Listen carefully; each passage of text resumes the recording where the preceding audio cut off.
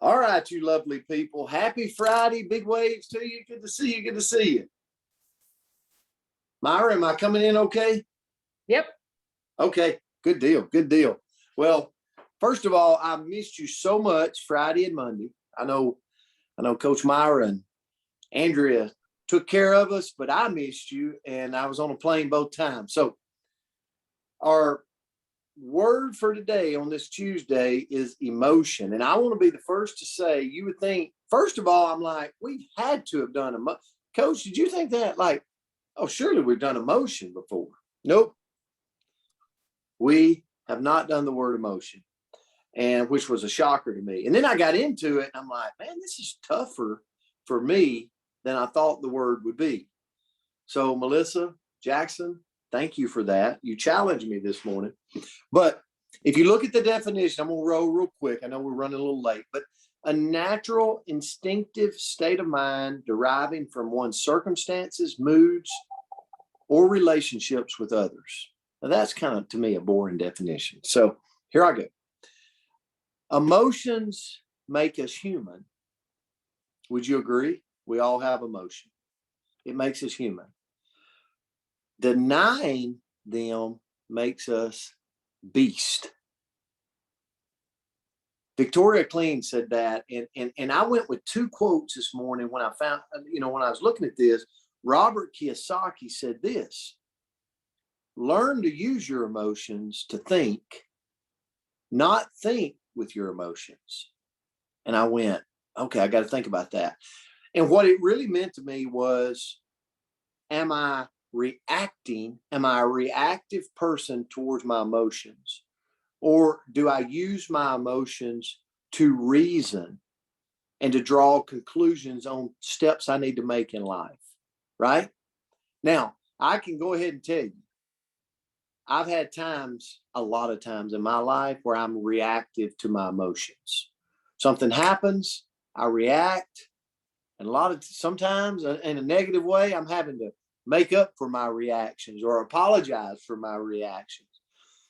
But emotions are good.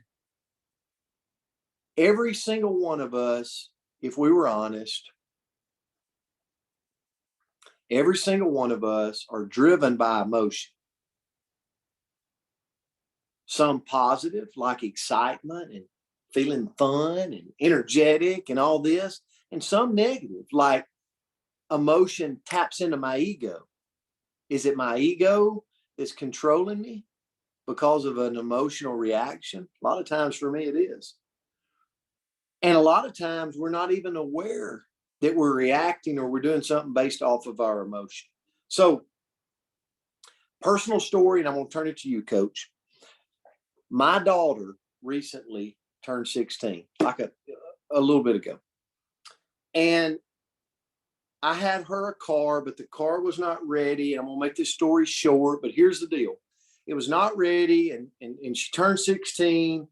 And so I was like, I'll just put her in my work truck. Right? Now, as she's driving this work truck, I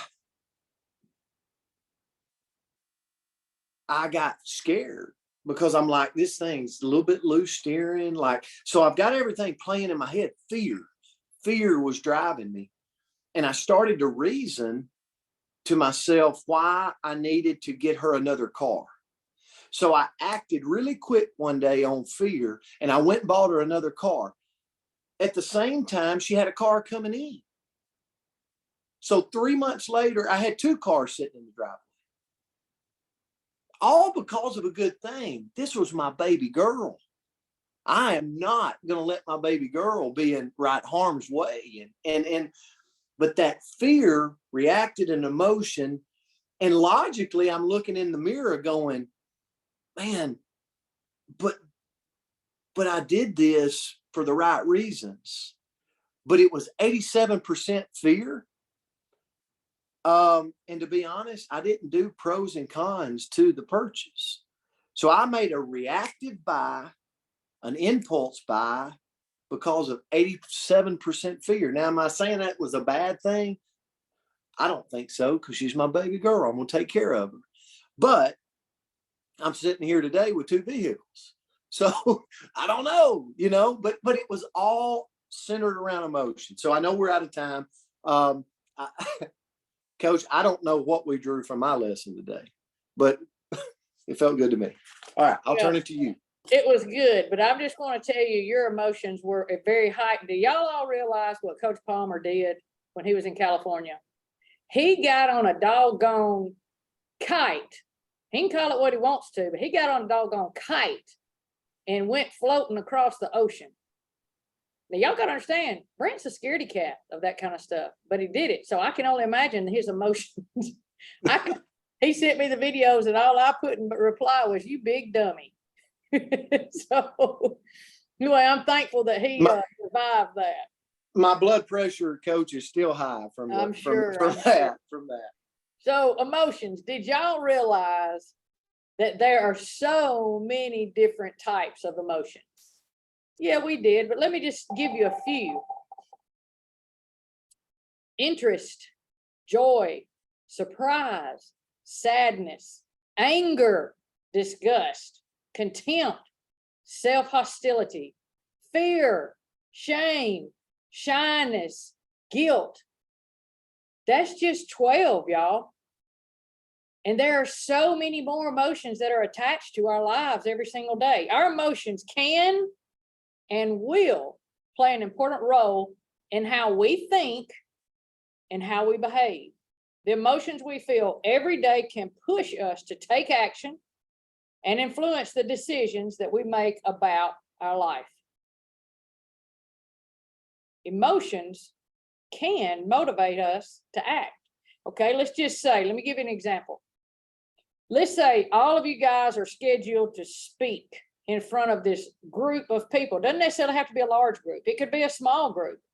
But you are scheduled to speak in front of these people that you really and truly need to connect with. And when I say connect, you really need to make them feel there's a connection between them and you, and it's a constant blood flow. That anxiety, as you are thinking about that, you might feel that because you know you have to do a really good job. But you know what? You can turn that into motivation.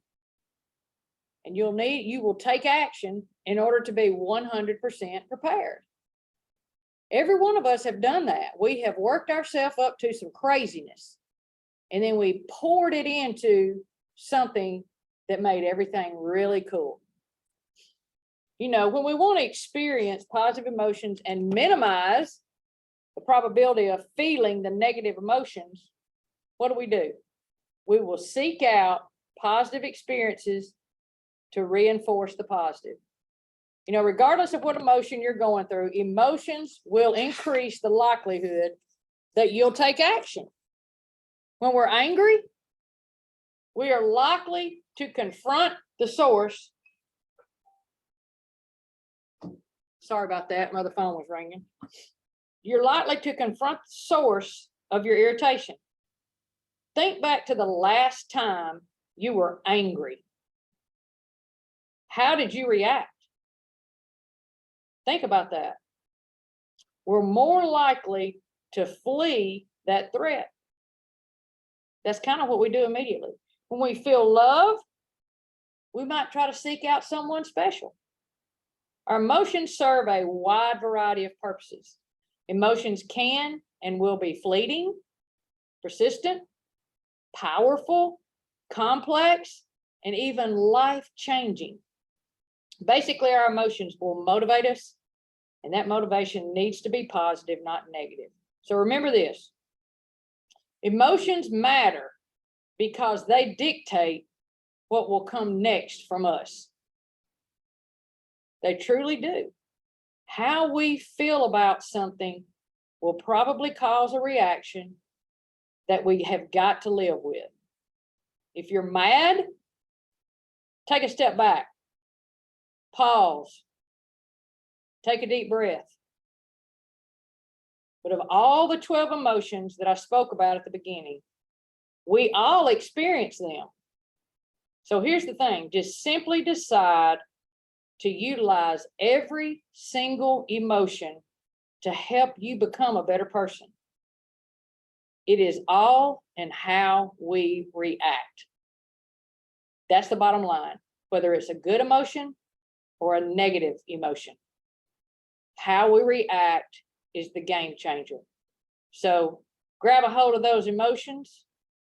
Go listen to who sang the song Best of My Love? Is that the Emotions? I think it is. Go listen to that and go jive it up a little bit this morning. Get your emotions hopping around. So anyways, great to see y'all. Love you. And look forward to seeing you again. Coach, this was a great lesson. I read your notes. I'm like, this is going to be really good. So thank you for that. Guys, we love you. Glad to be back with you. And we'll see you tomorrow on Hump Day. Have a great Tuesday.